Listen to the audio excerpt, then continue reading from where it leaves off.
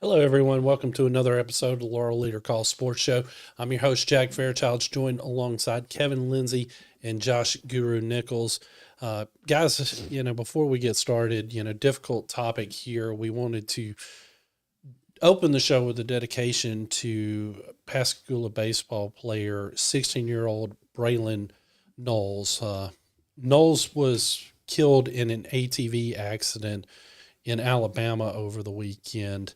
Thoughts and prayers, of course, with the family. It's sad. Kevin was telling us before the show that last night in the game, one of his best friends was wearing his number 16 jersey and actually hit a grand slam in the game, which, again, amazing. And it's always awesome when something like that happens in sports. But it did make me want to, because you guys have been covering high school sports a lot longer than I have. So I just wanted to see if either of you guys had any recollection of, something where you had to cover something similar to this. Cause I know that you have, and just figured, while we're remembering Braylon, that it's a good opportunity to maybe remember another difficult story that you guys might have had to cover. Guru, I guess we'll start with you. Um, yeah, hit really close to home for me. At the time, I was a part of the booster club at West Jones High School football team. I was there like 5 years. Former stepson, it was his junior year. My son Caleb had already graduated and was in the Marine Corps at the time. It happened October 20th of 2021. I'll die remembering the date of the event when senior offensive lineman Cade Thompson was killed in a wreck out on Highway 84 West on his way to school one morning. The first call I got was actually from Caleb, who was, I believe he was in North Carolina at training school at the time, and he was like, "Have you seen?" I was like, "No, what?" And he had already seen it on social media, and he was like, "You got to get to the school and go check on Caden, my former stepson." And so I got up and started getting dressed and got a call from Caden's mom, and she was headed to the school to get him. And I mean, at that time, I was so close to that football program. I mean, a lot of those kids stayed at my house, good portions of the season, some of them even after the season. And I knew from the freshmen all the way up to the seniors. And I got to the school, and they were having uh, players come down to the field house from the school. I remember Natasha Hayes, athletic trainer at West Jones, was standing outside the um, field house, and she was the first person I walked up to and I was talking to, and it was kind of surreal because she said when they got the call, and with administrators and other people, especially for them that work down, because she has a classroom in the field house. They have walkie talkies to communicate. And when she first heard the name, she only heard the first name, and she thought they said Caden, and which, would have been even Yeah. more detrimental. But I mean, it was bad enough as was. And I remember being down there and um, having a bunch of the boys that I knew would either be coming down to go into the field house to talk with coaches. They had some counselors in there, or some of the guys coming out, and all you could do is give them a hug and tell them that you love them, because when something like that happens, you know, You never get devastating over it. for Yeah. that family, and never never know what might have happened in that young man's life. He would have been 23 years old now, and who knows? And it was an extremely tragic accident, and I know it's still hard for the Thompson family, and I haven't seen his parents in a couple of years, and if for any reason they hear this, I just want you to know that I think of you guys regularly and love y'all, and still pray for you. And yeah, I mean that's something I know a lot of his teammates and the guys that were coaching there at that time, many of whom are still there. You know, it's something that we all live with. Absolutely. I mean, Kevin, is there anything similar like that you want to share? Or Yeah, I know. Back a few years ago, actually, just a couple of years ago, I vividly remember this what Guru's talking about there, and how devastating that was. That was one of those that, man, no matter where I went, uh, just like literally the hair stood up on my arm whenever Guru was talking about it, because I remember, I think it was like the next day there was a storm that hit, and I was at Stringer.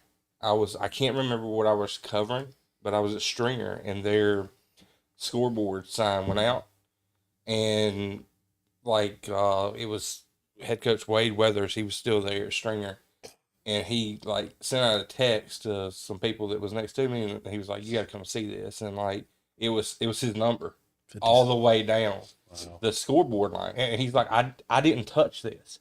Like, and Yeah, that was something that that week.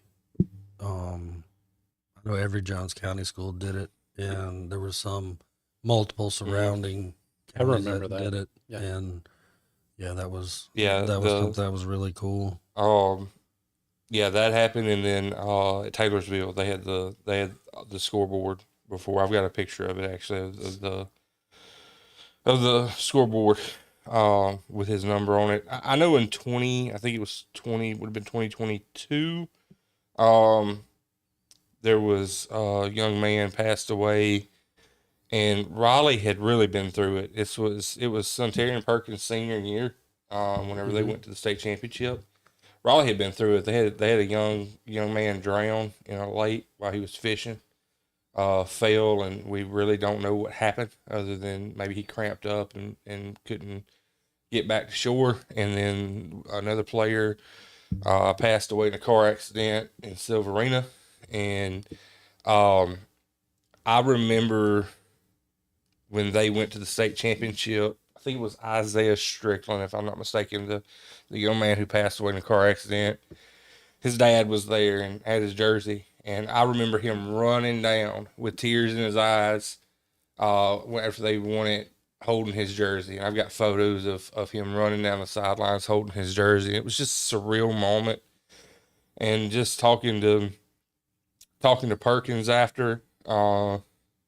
Just a kid who's quiet. If you know Get Perkins, he's, even by his coach's standards, he's not a kid that's just a rah-rah kid. He's just, his actions speak louder than his words.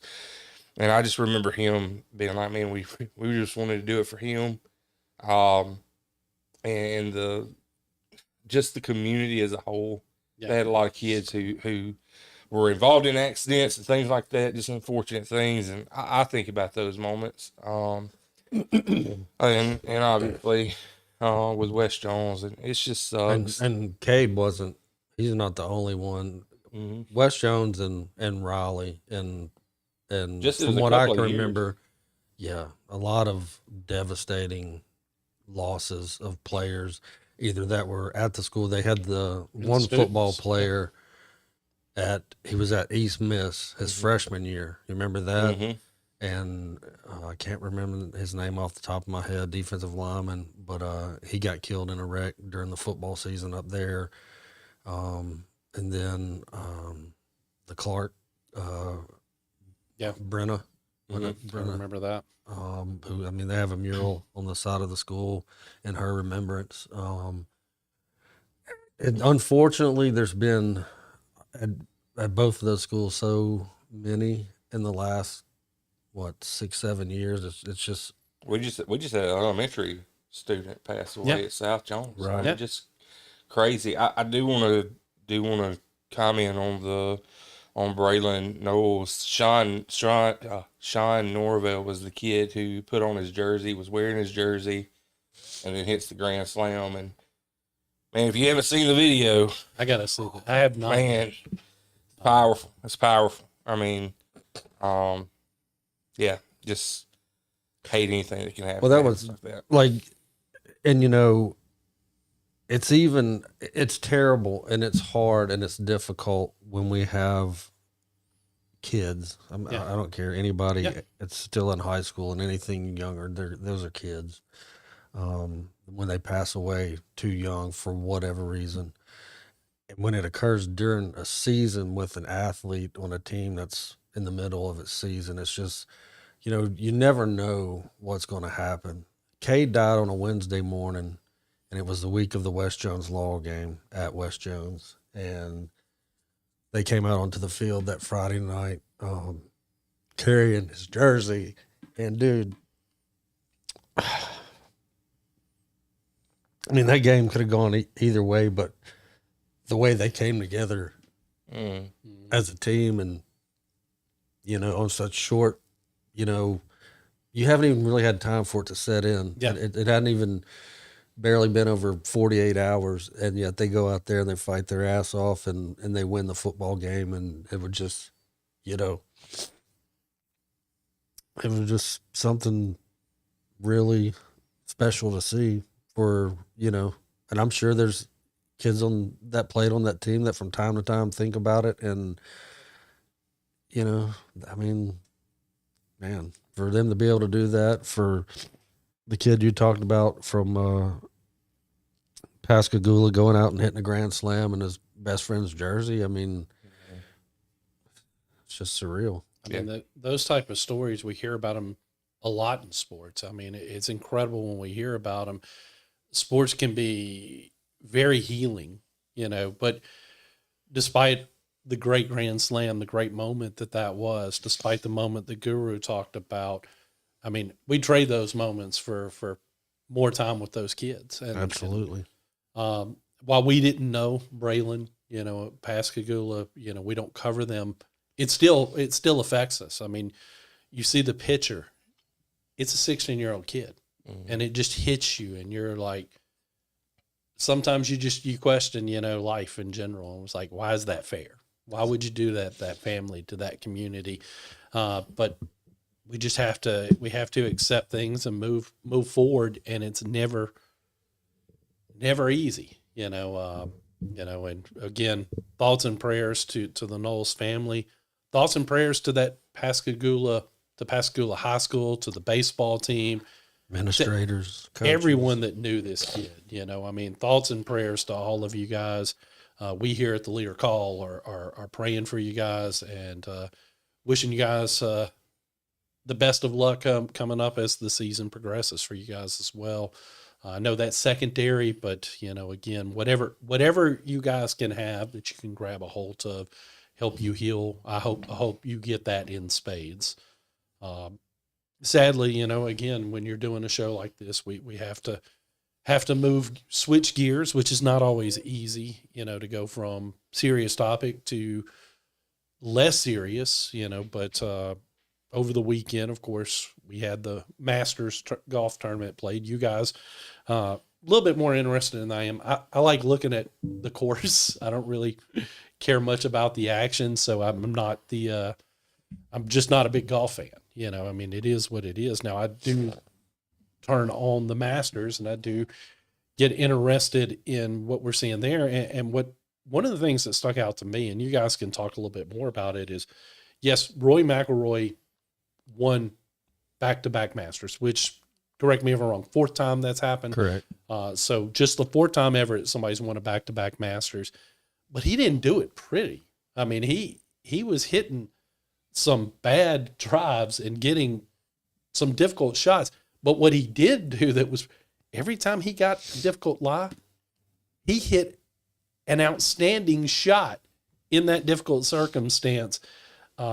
What I saw as a novice golfer what I saw was kind of incredible. I mean, Kevin, I'll let you start this time. I mean, what was your takeaway watching Roy just hold off the charge and overcome mistakes of his own making? Freaking Rory, man. Dude was 90th out of 91 golfers in driver accuracy.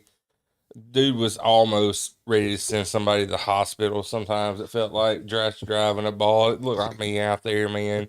Insane. Just absolutely insane. I told Guru this, and he flaked out on me, man. He was all Bryson DeChambeau, and then we come on here, and then what does he do in his column? He just crawfishes out. It's so crazy that we have crawfest this Saturday because you did the crawfishing of your life. We're sitting here Thursday with the game on, with the Masters on, and I'm watching Guru crawfish his way down from picking Bryson, who did not make the cut. Well, Bubba didn't make the cut. It's just my sport. I didn't crawfish until Thursday night. In Guru's defense, his column was going to come out on Saturday. Yeah, but he had already written it. And at that point, it looked like he wasn't going to make the cut at that point because he was right on the Mendoza line of making the cut. So I kind of understand why you might not want a column that says this is the guy I'm picking on a day where he's no longer in the so I kind of get it, but I also get Kevin's point of you made your pick on the air, so maybe you should have just stuck with it. He said it with his chest on the air, and then when it comes to writing the pen in the column for our older viewers and readers in the paper, he didn't like. But anyway, it doesn't matter. I didn't get the second one right either. Wasn't even close. So I mean, come on, dude. With all that said, I mean it's golf is so weird because you had Rory, who was 90th out of 91 golfers in driver accuracy. And then on the flip side, Scotty Scheffler was the first golfer in history to not bogey or hit over par at all On the through weekend. the final 2 days. Yep. And Scotty doesn't win it. Rory does by 3 shots. I told you Thursday, you can't He won about win one. it. One shot. Yeah, I thought shot. it was one. I thought, yeah, that's right. It was one. You can't win it on Thursday, but you can sure lose it on Thursday. And that's Bryson. Now, before I go to Guru, I do want to take up for him one more thing on his column. He did put in his column that he originally picked. I couldn't remember if he did or So not. Yeah, I he didn't take that part out. He didn't just change. He said, I originally picked, but I'm changing. So I'll give him his credit there. He took ownership of the original pick in the column. And I don't think either of y'all saw it, but I mean, I felt so bad for Bryson because he gets to 18, right? And he's at +4, which ended up being the cut line. And actually, he was +3. All he has to do is bogey the hole. Now he hits it into the sand, and then the whole world comes apart. It happens. His second shot into 18 goes into the bunker. All we got to do is get it up there, 2-putt. We're playing on Saturday. Took 2 shots to get out of the bunker, right? Mm-hmm.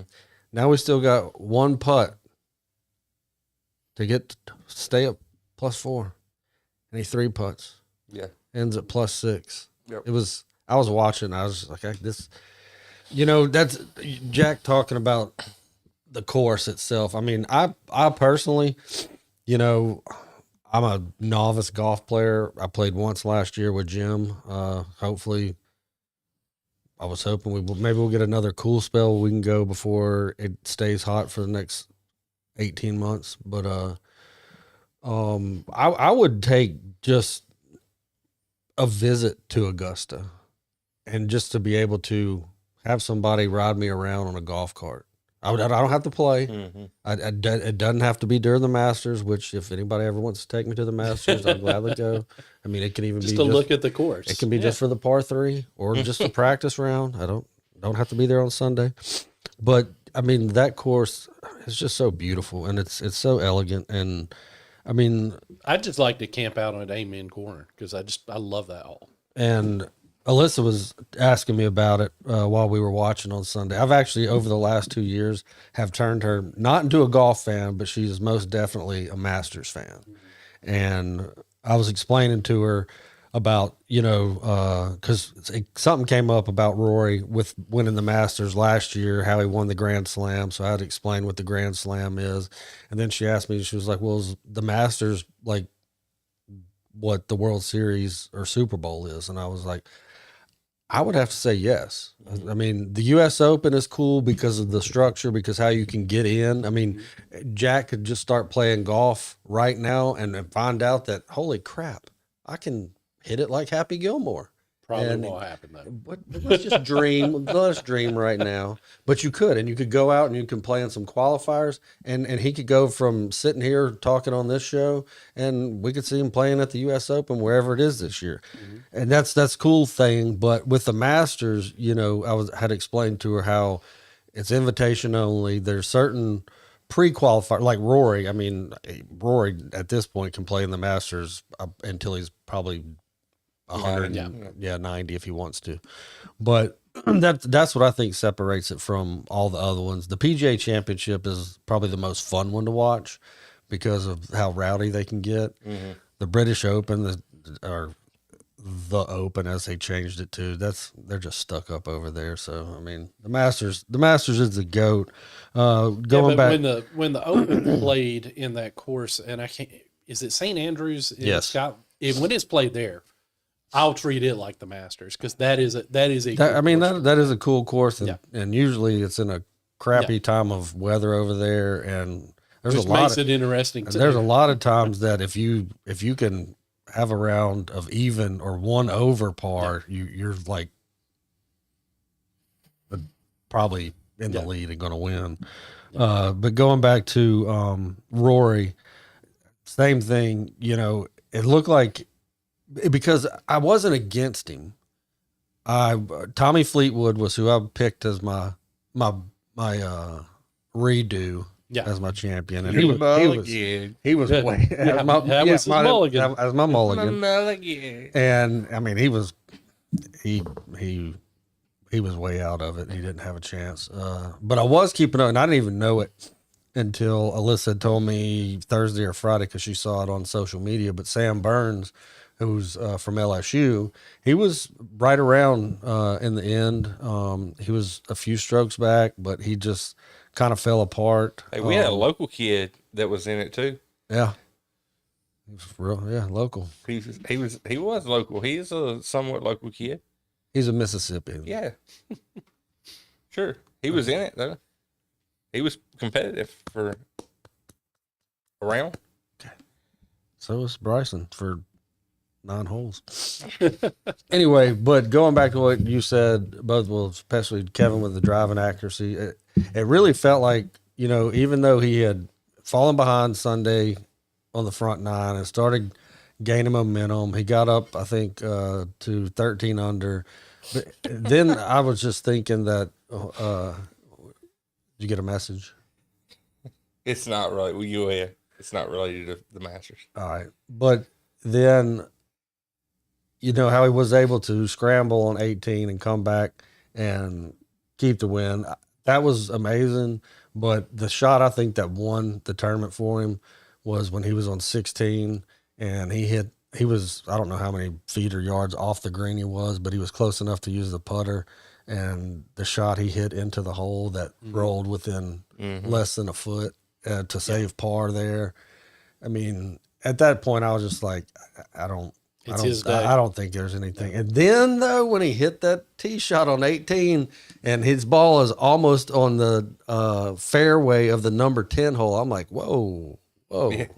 And then he hits it into the same bunker that Bryson had on Friday afternoon. And I'm like, if he Bryson's this, we might be looking at a playoff with him and Scheffler, which that's what I was rooting for, because I thought that would be cool, because they're have won, what do we say, 3 of the previous 4 Masters combined, and thought that'd been cool. But he did what he had to do. And talking about some of the shots that he pulled out, it reminds you of prime Tiger. because I mean he wasn't always Oh, perfect. I remember Tiger doing that a couple of times. Yes, there were many times that he would have either a bad tee shot or a bad second shot on a par 5, and then would rally and make some ridiculous, shot with an iron from 100 yards or a putt that nobody ever makes. And that, I mean, I don't know if you can compare Rory and Tiger. People do. So I mean, I agree. I don't think I think Roy's great, but I don't think he's as accomplished yet as Tiger. No. So I think it's unfair to compare him to Tiger. And I mean, people do. He's probably still got a good, I would say 7-8 prime years left in him, and we could maybe then maybe then. But until you get several more green jackets and win some of the other Grand Slam events, until you get close to Tiger within 1 or 2, you're still out of the conversation for me.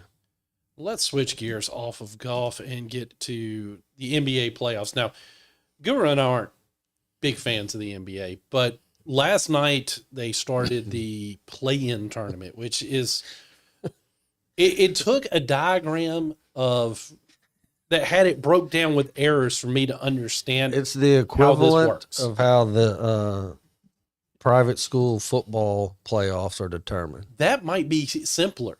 That might be simpler. But no, but what caught my attention was last night the Charlotte Hornets were playing the Miami Heat, and I saw the highlights. I didn't watch the game, but it was why would you? Yeah, why would I? But it was crazy the way that game ended, because the Hornets were up, and then there's a foul on a 3, and they knocked down their free throws. They're down 1 now. They go down. They hit a layup, go back up 1, and here come the Heat. Look like they're going to hit an easy layup, and they get a block at the buzzer to win the game. Walk-off block. Yeah, it was just crazy. Now, I'll explain the playoffs, because all 3 of us were trying to – because you remember back in the day, Guru, when we were watching the NBA regularly – you made the playoffs. You just made the playoffs. There was no play-in. I mean, the only thing and I don't even know if it ever occurred. It probably did. But if there were 2 teams tied for the number 8 seed and there wasn't a common denominator tiebreaker, I mean, I'm sure there was 15 different things, but if they couldn't determine it, they might have a 1-game play-in that scenario. Yeah. But nothing like this insanity right here. Yeah. So with the Hornets win last night, the Heat are out of contention. Portland also played last night. Portland was the 8 seed. Phoenix was the 7 seed. But Portland beat Phoenix, so now they're in the actual playoffs as the 7 seed, and Phoenix has to play again. So the Hornets, they're not in the playoffs yet. They're still in the play-in tournament. Yes, I'm going this way because I want it to sound ridiculous and confusing. Wanting to know what's he seeing on that computer over there. We'll get to it. The Hornets get the loser of the Magic at the 76ers, and the Suns get the winner of the Warriors at the Clippers. So before I ask the question, Kevin, do you want to tell us what you're viewing over there? We have a coach who he should be at practice right now. You figure he'd be trying to lock in for the playoffs, but instead he's over here bullying people in the chat. And it's 4 o'clock. They started practice at 1:30. It don't matter. He's an all-star coach, right? Well, now we know which one you're talking about. If I had a nickel for every time someone asked why Kev hates me, I'd have 50 cents. Why do you hate Coach Mason Strickland? Well, we're going to get into this right now. We'll come back to the NBA. We're getting into why Kevan Lindsey hates South Jones head coach Mason Strickland. Well, you were actually confronted by one of his staffers the other day about your undying hatred of Mason. Yeah, I've been confronted by a couple of people over my hatred of him, and let me just tell you, we played over the years maybe half a dozen games of Call of Duty together. And in those games, he looked like a 60-year-old man trying to play with a controller out there. Does he talk trash even when he's not doing well? I don't think he has a mic good enough to. And then he's a former collegiate baseball player who I heard from a very reliable source. He was carried on the show multiple nights, countless nights, because he just is horrible on defense. Because apparently he turns his controller upside down, similar to what a monkey would do whenever they're handed an Xbox controller. And then he gives us the excuse of why he has his pitchers play in where it is. I think he just forgot. I think he just forgot what pitchers he has and how to use them. I think that he's completely lost the plot. You know, these kids at South Jones are winning despite their coach, who somehow politicked his way to an all-star coaching position. How does that happen? Money. It has to be money. He must have, USM must have got their NIL fund a lot earlier, and they gave him some cash, and now he's spending it on the All-Star coaching. Which is why USM must be struggling in the games nowadays. So.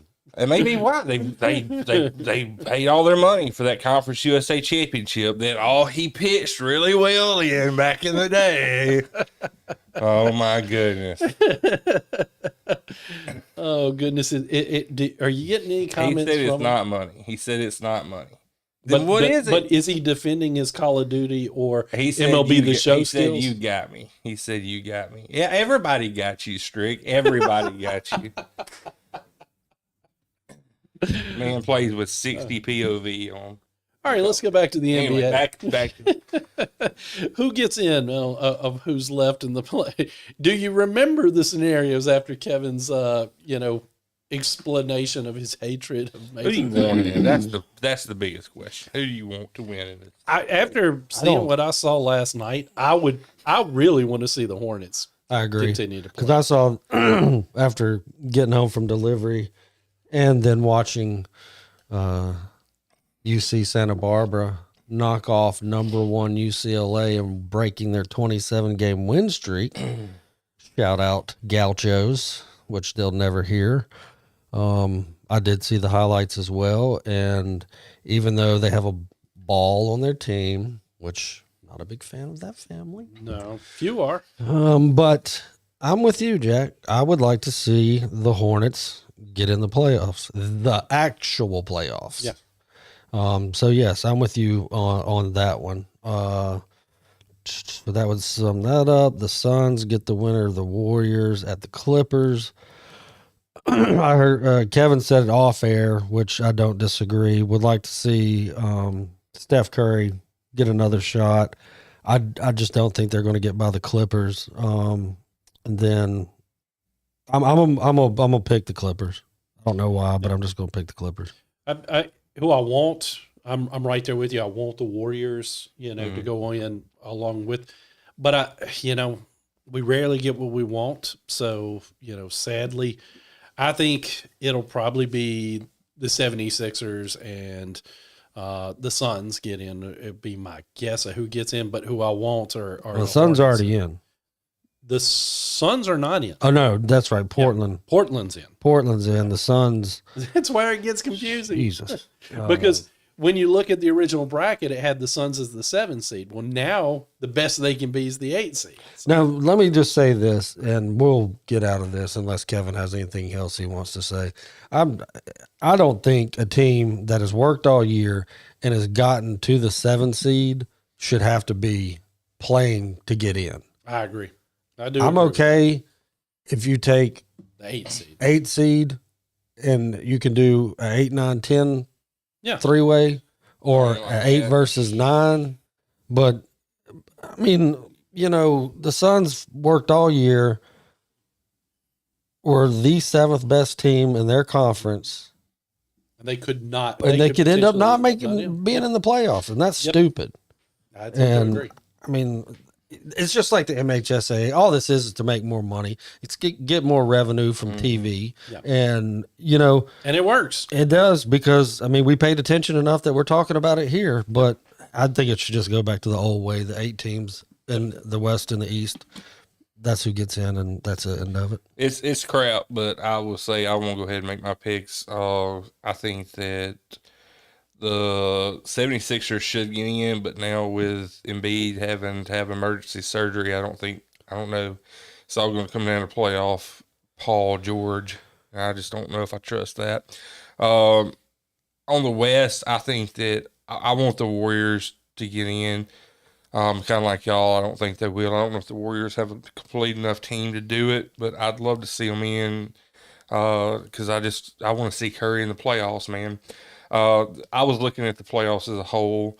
The ones that intrigue me the most is LA versus Houston, LeBron versus KD. This could be the last time, could be the last time we see LeBron in the playoffs. Then you got KD, who people quickly forget, man. He's aging too. He's up there too. And then you have Denver and the T-Wolves, and you get Jokic versus Ant.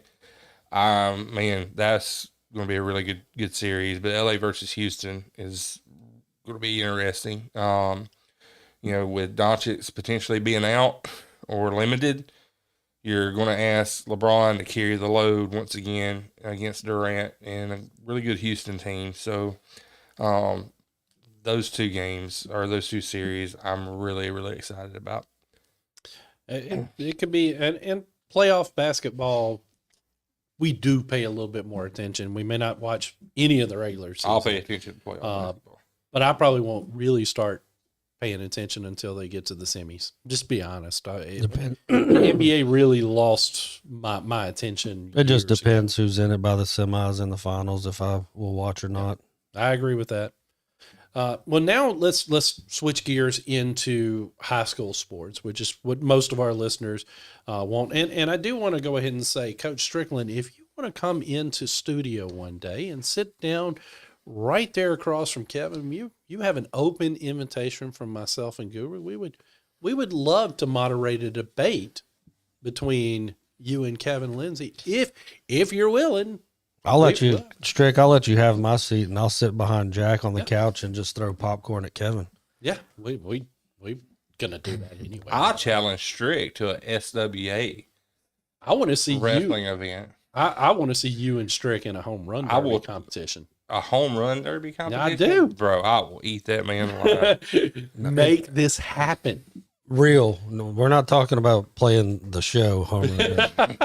No, this is not the show. We're talking about on the diamond. We'll take you to the 13 and 14-year-old field and let you hit there, and then he hits on Wooten Legion and see what happens. It's been a while since I swung a bat. Yeah, I don't think it's going to go well for you. I don't know. You never know. or in the ring. I'm betting on Mason too. Dude, Mason will be all over you. I will catch that. I will catch that burnout arm so fast. You won't be able to catch him. Rick Sager said he would arm wrestle Jack.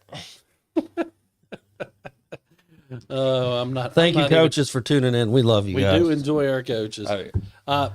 You guys have both. Kevin's covered it. You wrote a column about it.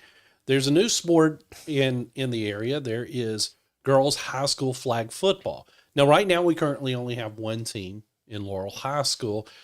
Kevin actually went and covered a game. Enjoyed yourself at it, correct? I did. It was really fun. So again, it's a sport that's new. It's not fully established yet, but it could be something cool for the girls that want to play football, want to play something other than basketball, softball.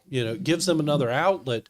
And the Laurel Layer Tornadoes are tearing it up right now in this. So, brother, they are 3-0 and have not allowed a point while scoring 99. It's crazy. Kevin, first, tell us what you saw. Why you're excited about girls flag football, and then Guru, after he wraps up, tell us about your column and what you hope to see from the county. Yeah, I'll be honest with you. I think one thing that is benefiting Laurel is they have some very, very, very competitive girls. Most of their girls come from the basketball team, who all they've known is win, and you put them in any competitive aspect, and they're just going to compete, and they're already athletic. A lot of these girls they're coming off of basketball, so they're already in really good shape, things like that. But I'm telling you, man, they're so fast. And talking to their head coach, I think he's a little bit surprised at just how athletic his girls are and how fast they are. This is a deal where it's a lot different than normal football. It's 80-yard field. It was constantly like I just lost track of trying to keep up with yardage because it goes fast and it's 2 20-minute halves. The clock continues to run until the final 2 minutes.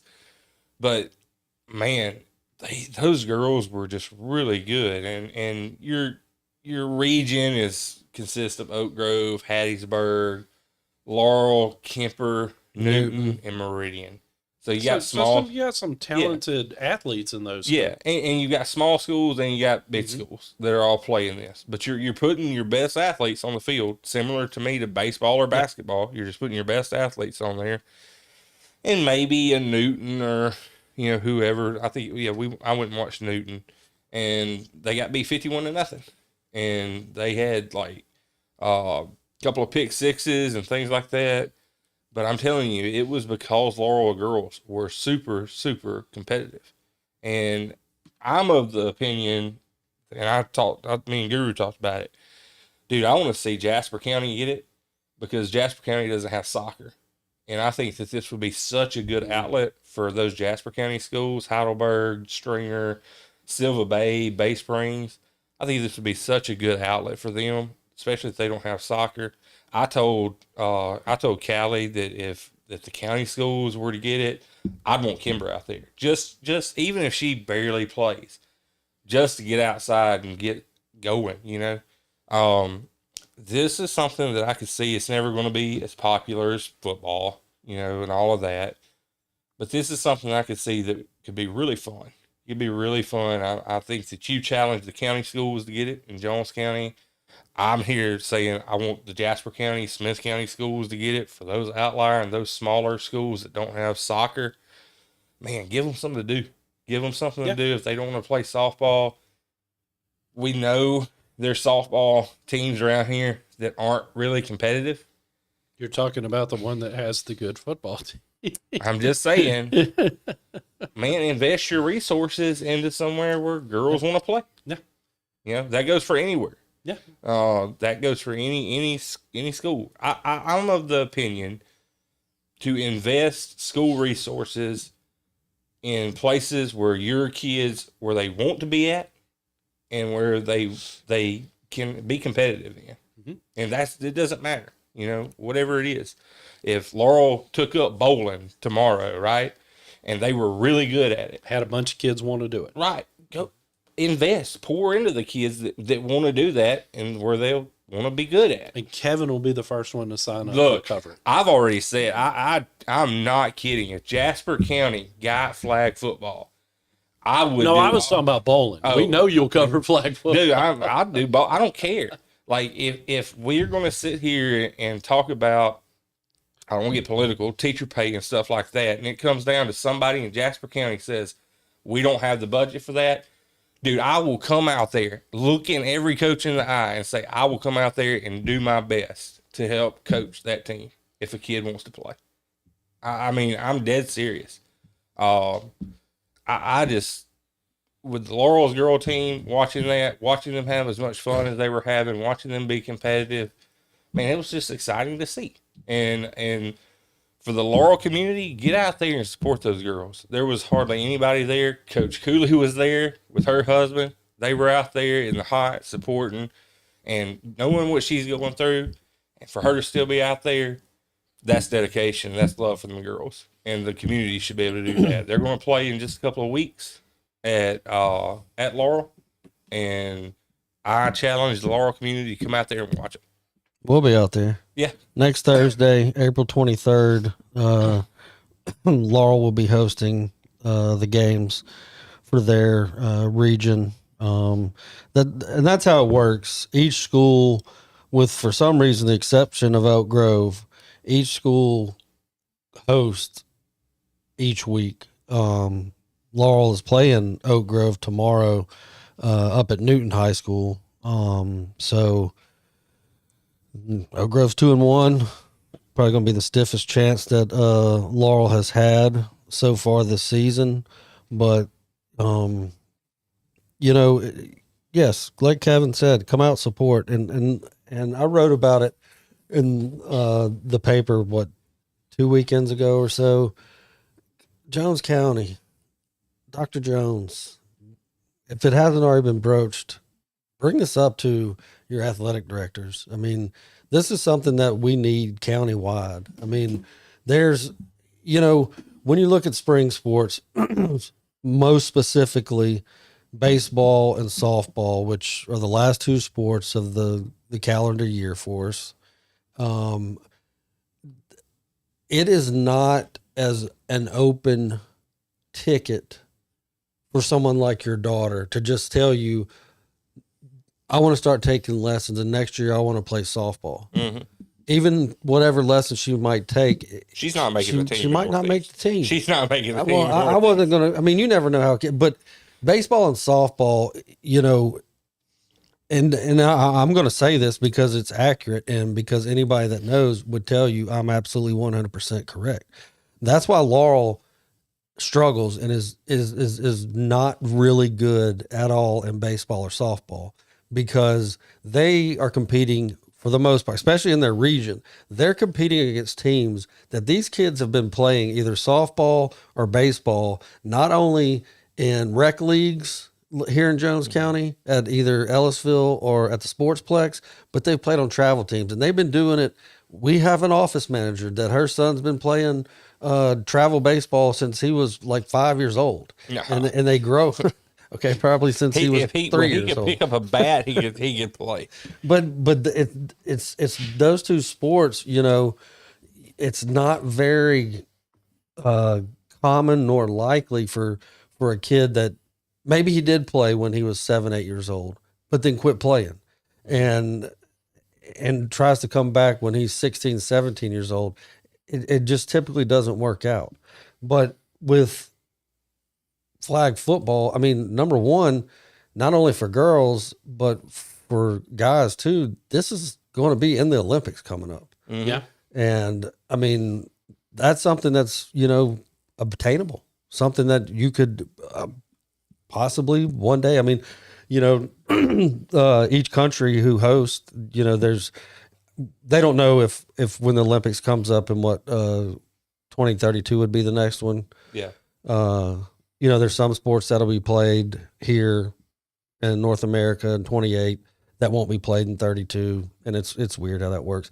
But I mean, there's still 2 years to go. And I did some research, and there's about 4 dozen, and there could be more. I could have found a site that just had a small list, but this is catching on the collegiate level. I mean, right now it's just club sports, but I honestly, and I told Kevin, I said, I really think that it might be 3 or 4 years from now, but our big colleges, even if it's just starting out at the club level, and it might take a little more time, or it might catch like wildfire, there's going to be a point when girls flag football is going to be a collegiate sport that the NCAA recognizes a national champion in, and they're actually going to be giving out partial scholarships for girls to go play this. Mm-hmm. And, the starting point is, and we haven't looked at surrounding states, but I can guarantee you places like California, Texas, Florida, your bigger states with, huge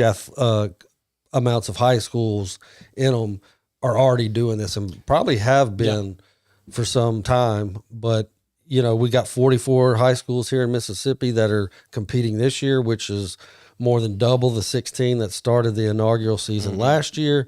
And if we can just keep doubling, every few years, we could have the whole state. Here's what I wanted to say too. This is the one opportunity, I think, where, this happened with volleyball, where everybody else was playing volleyball, and then we waited because we held on to slow pitch softball for so long, that whenever we finally made the choice to move, we were good playing against everybody else.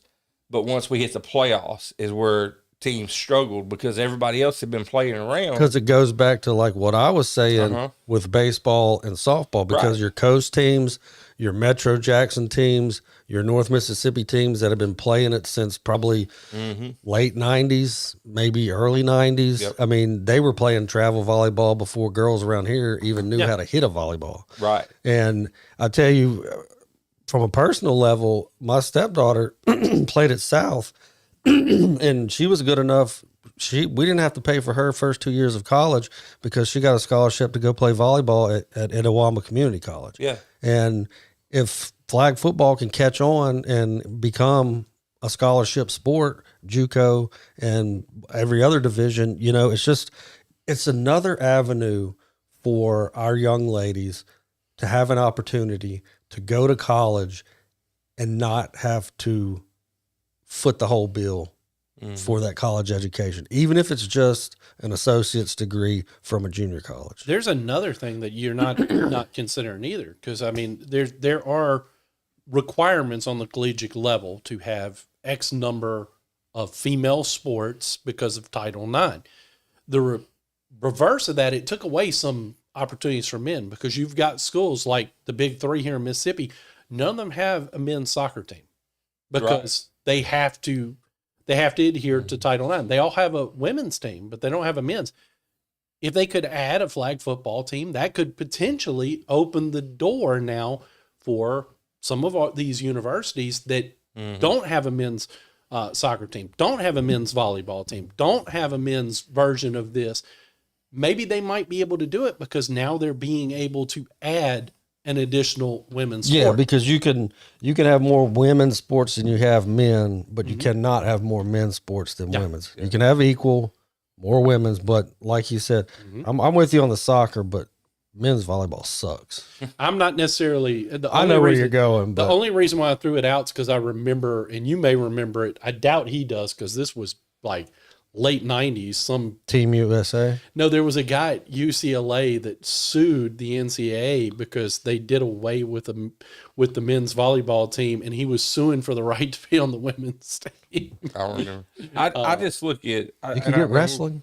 He could High school. You could get high school wrestling. Look, he could be on the women's team now. He just has to say he's a woman, right? As we go to wrap this up, I'll just say this.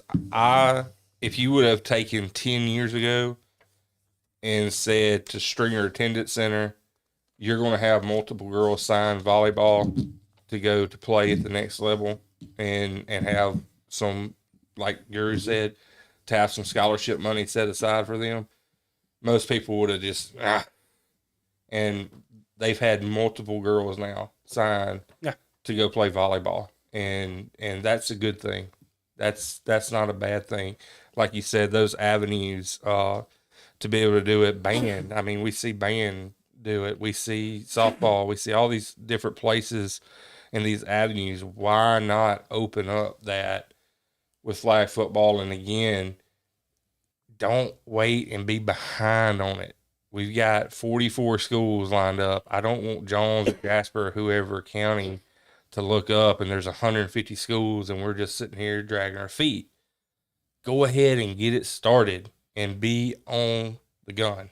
Thank goodness Laurel's leading the way. Maybe the rest will follow. Got to switch into baseball and softball talk. We'll start first with Northeast Jones baseball, who beat Van Cleve 4-2 last night down there on the coast. The team has now won 6 straight with 2 more to play against Van Cleve. They play Friday night. They're at the Jungle, and then again have to travel to the coast on Saturday. Correct, Kevin? Yep. So that's that laid out. Purvis beat East Central 3-2 last night.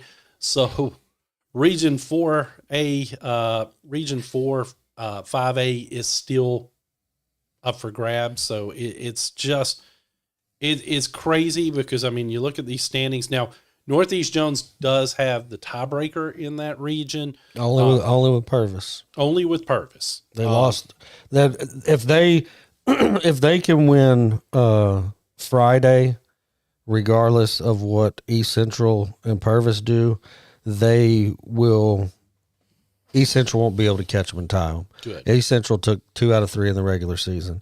Now, them and Purvis are now tied at 10-3, which they hold the tiebreaker over Purvis. So, for us, we would like a Northeast Jones home win and then an East Central win over Purvis, and that would lock up the region for Northeast Jones on Friday. Yeah. Instead of having to potentially go to Saturday. And it depends, on that East Central Purvis series too right now, depending on what happens Friday night in regards to, Yeah, and Van Cleve's still playing for their playoff lives, because if Van Cleve gets swept and Stone wins just one more, game. Yep. they're out. Yep. Which, again, I've got feelings there, but I'll save those till after the series is done. But it does say something about Coach McKeever and his staff to be able to go down to Van Cleve and get that win. I know Van Cleve may be struggling, but that is a hard place to win, guys. We know it because we've seen South go down there. We've seen other teams go down there, and it's not an easy place to win for various factors. And they were able to gut out that win last night and keep themselves in the driver's seat.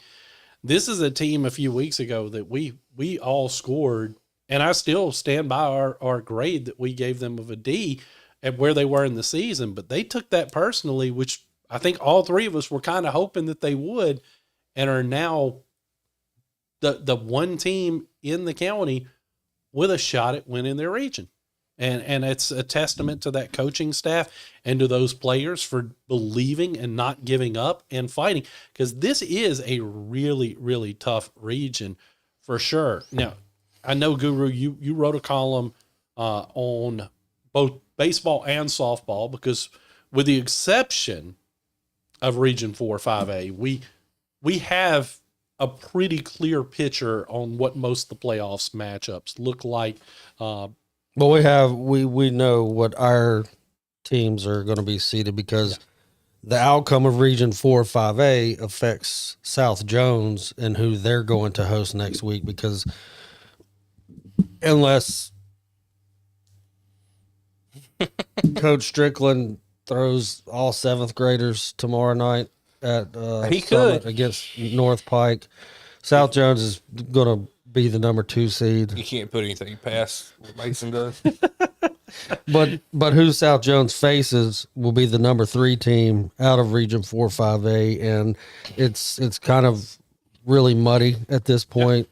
If I had to bet, just based off of what happened last night, I'm gonna say they're most likely going to end up being facing East Central. Yeah. And then West Jones and 3-6A is the number 2 seed, and they will host Picayune. You go over to softball. South Jones finished 2 in Region 3 5A, and they will face Purvis. We'll save that one for last. West Jones is going to be number 3 in 3-6A, and How about them Mustangs? Yeah. if you want to talk about how muddled baseball Region 4 5A is, go look at softball Region 4 6A. That's bad. It's The same I think thing. I think it's like, no, I think it's even muddier. I think there's 4 of the 5 top teams are within a game of each other. Wow. So there's no telling who they're going to end up playing. But then the shocker of 2026 in sports, in my opinion, and this is I am not being disrespectful. No, I'm not. No. No. But I would have bet a paycheck on the outcome of this game, and I would be broke, because Northeast Jones was sitting at 4-5 in Region 4 5A softball, and Monday night they went over to Waynesboro to play Wayne County, a team just several weeks ago they beat 10-0. We were just waiting to see the final score, because had they won, they were the number 3 seed, and it would be South Jones and Northeast Jones playing each other.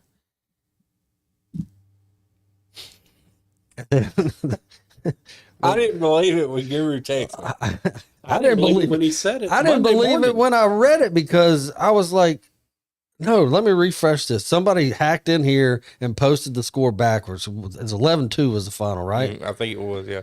And so I did. I got off Max Preps, Went back on, and it still showed it. And I went to Game Changer.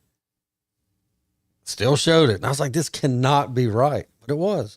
And, we've talked about it multiple times. It's just a situation where you never know in especially baseball and softball what's going to happen on any given night. Because just a few weeks ago, Northeast was looking like they were going to be no worse than a 2 seed.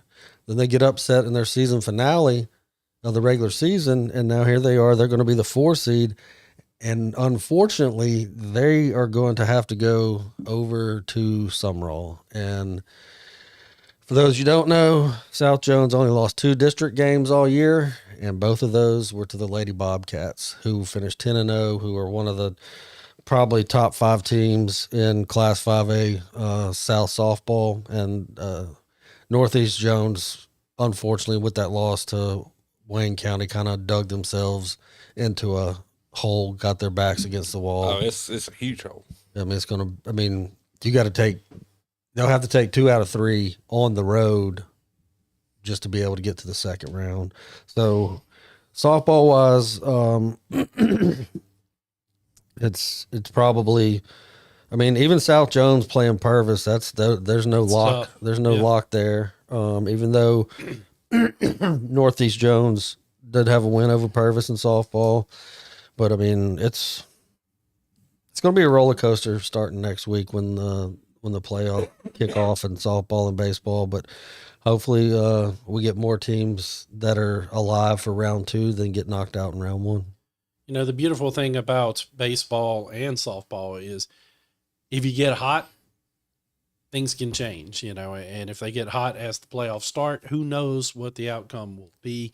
So we're hopeful, now, again, I'm always excited about playoff baseball, excited about playoff softball. So I'm looking forward to seeing what it has. Now, Guru, before we move on to our next topic, did you ever confirm if Laurel has a baseball team or not?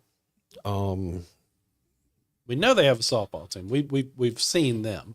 They have a record on Max Preps, but they don't have a roster or stats and it's not a very good record. Let's go talk about Kevin's favorite thing. Kevin, this weekend is probably your Super Bowl of sorts because it is WrestleMania weekend. Let's go. Which is not going to feature a match between Kevin and Mason Strickland.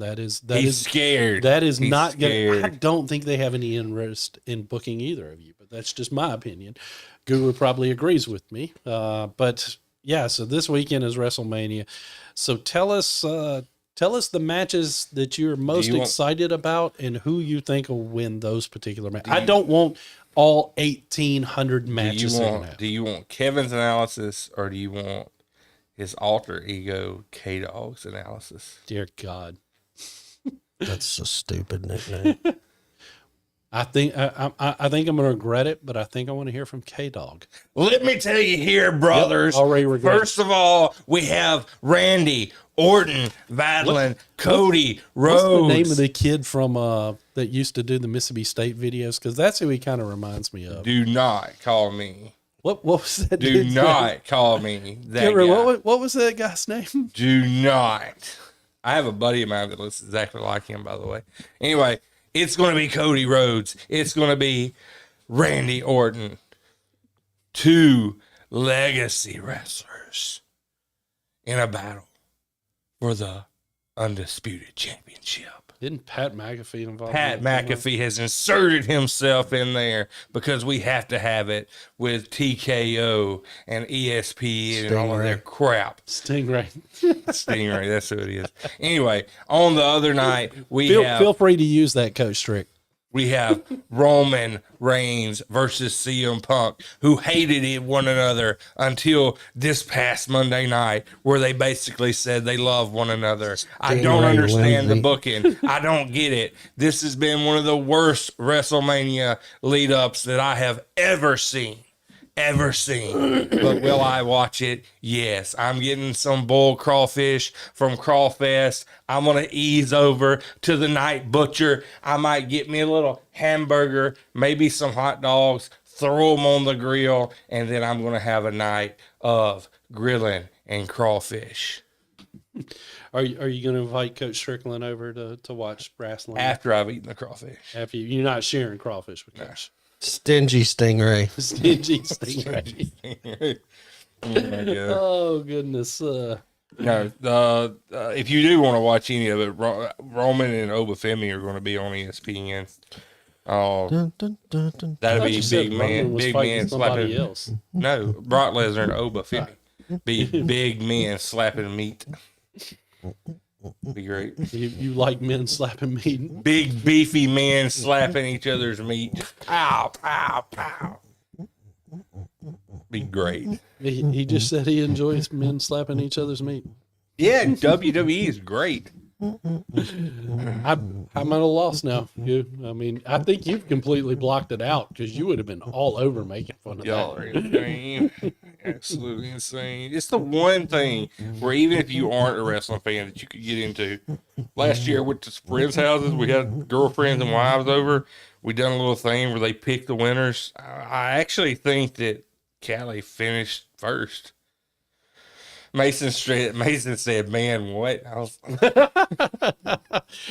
Oh goodness! Exactly, Coach. Every time, My thought too. What? every time I do this, I don't regret it because I just enjoy watching Guru's reactions. He is so annoyed. We'll probably that watch some of makes the it Eras more tour. entertaining. We'll probably watch some of Taylor Swift's Eras tour. Yep, and that's it for Kevin on this week's episode. He has officially been muted. Bye, So, Stingray. I was going to do a wild card, but I think we've run a little long this week. So, you want a wild card? Well, and this is one Guru knows because we were talking about this the other night. This is one. It's a good question. You like to criticize a baseball coach, so you get to be a baseball coach in this scenario. You've got a pitcher. He's on the mound. He's got a shot at a no-hitter, but he's already hit 100 pitches. We're not answering the phone. It's been 20 times. Sorry. Thank you for that. It's still going. It did that earlier at one point, so it was annoying. So, but you've got a pitcher. He's already hit 100 pitches going into the 7th inning. Are you going to let him have his shot at history, or are you pulling him out and following the analytics and going to the bullpen? Pulling him out. I'm following the analytics. Who cares? God, you suck. I'm just kidding. No, I'm letting him go for it, man. Let him go for it. Why in the hell is that phone still ringing, dude? It was supposed to ring 3 times and go to voicemail. Whoever you are, and you are sitting there and let it ring that long, you're an idiot. It is after 4. This office is We closed. close at 4 I mean, o'clock. it's 20 minutes till 5, Why we do bro. the podcast when we do it? New wild card Nice. question. What would you do if you found the person that just keeps letting What the if it's phone ring? Jim? Oh, he would call us. He's Yeah, not he ain't calling. going to call. Well, the beauty is I can walk down there to the phone on Lakin's desk and it has caller ID. It does. So We're going to do that He- after the He'll show. have to stop calling. we could call back. We might have to do that and record it for future content. But anyway, back to the So- original question. How many innings had he thrown? 6? He's thrown 6. He's at 100. What is he a rookie? No, veteran. If it's a I mean- rookie, I can understand. But Yeah, we're talking because- a vet. We're in the MLB. We're not in like Yeah, we're talking yeah, 'cause MLB. high school. You have the limit anyway. Yeah. so. High school, you don't have a choice. I mean, this is dumb. I mean, at this point in the season, I would be way more apt at letting him go for it than if I'm in the final month of the season. Fighting we're for a in the playoff we're in the fight for a playoff spot, and you know that pitcher X is going to be one of your guys down the stretch for you. I mean, I can get that, but dude, we're what, 15, 12 games in? And no hitters are so rare. And they become even more Yeah, rare because in- you don't in let the anybody last throw several past years. 5 innings now. Well, this is true. It's I mean, I agree with both of you. I let him go. 6th inning though. he's pitched 6. He's going He- into the yeah. He's 7th. already at 100, so you got Yeah. 3 more. Yeah. That's only You already said you'd leave him. 16 pitches. Yeah. an inning. Now No, you you give him go- a short leash. Yeah, well, I mean, he comes out in the 7th and the first guy gets a base hit, then pull Yeah, him. you That's would. fine. Yeah. But I mean, Yeah, if he sure. gets through the 7th, He's going back out in the 8th. He makes it through the 8th. Now here's another. And Coach Strickland, be sure to comment on what you would do in this scenario. Since you're an He actual would put a baseball batter coach. out there. Put a batter out there to pitch. Anyway, so Bullpen catcher. do you think, because again, we've gotten to the era where we are coddling pitchers, to the point where we've got everybody, no matter whether or not they've had arm issues in the past or not, everybody appears to be on a pitch count. Back in the day, it was not uncommon for somebody to throw 150, 170 pitches. But we seem to see more arm issues now than you did. So I don't know quite that high. it's just, I'd say the 120, 130 range. you saw a few 150s. Well, then you must be about 97 years old because that was in the roaring 20s. Now, Nolan Ryan would throw 250, but he was an oddity. Yeah, that's. Do you think we're coddling him, and maybe that's leading to some No, of the because injuries? you're already seeing. I actually saw. I was going to put it in tell you about it, put in the script, but you're already seeing. They said it's a huge uptick. I'd have to look at the stats of 15 to injuries. 19-year-olds needing Tommy John. Yeah. I think it's just the wear and tear that we're already putting on young kids anyway. Do you think it's coming from the Yeah. young, not necessarily? Well, it's because of the overusage. Because I mean, and I think Coach Strick really could offer some really significant insight on this I'm because sure he could. And McKeever and Sutton as well. absolutely. I mean, it's not the regular season of high school baseball that is putting all that extra wear and tear. It's the kids, however many travel ball teams they play No for, off-season. and how many different teams they play for, and how many tournaments they play in. Because I've seen know that I've heard them talk about like a freshman at LSU coming in and talking about, well, the high school team, they won state, they went 31-4 or whatever, but he also played in 86 games throughout the summer. And it's like, holy crap, you're almost playing a full MLB season. And there's, like you said, 15 to 18 years old. And there's actually a kid that for LSU, he pitched in the game last night, but he was, I'm pretty sure he's a Louisiana product, and he's really good. He's like 6'5", 6'6", throws in the upper 90s. Hit 98 and 99 last night, but his freshman year or senior year of high school, he didn't even play. And they were talking about if he hadn't had surgery, and I think it was Tommy John surgery, but that if he hadn't had missed his senior year, he never would have been at LSU because he would have been a first round draft pick in the MLB. Yeah.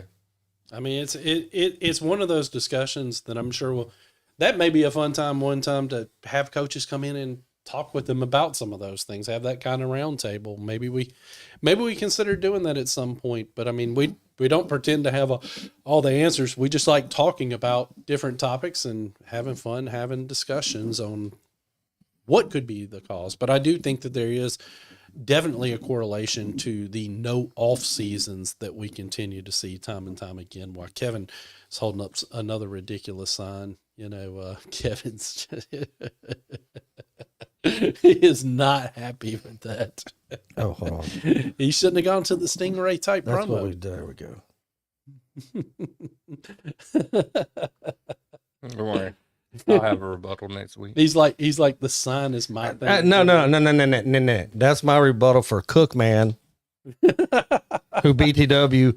Cookman went and beat number 18 Florida 13-7 last night. Bethune-Cookman coming to the SEC next year. You heard it here first. I'm starting to think that if you and Coach Strick did have a wrestling match, that you are definitely going to lose because there's going to be some guru interference. He's going to come out with a steel chair or something and take Kevin I think I should out. be the referee. Ooh, I could see And that. you do ringside play-by-play. I could do the commentary. And we go live on our Facebooks and whatnot.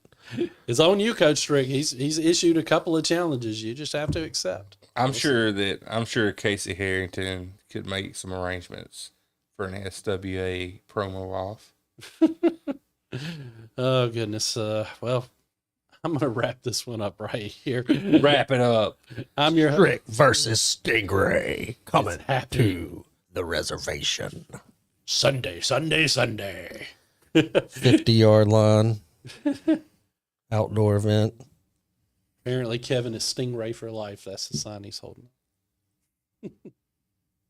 I'm your host, Jack Fairchilds, and for Kevin Stingray Lindsey and Josh Guru Nichols, we'll see you guys again.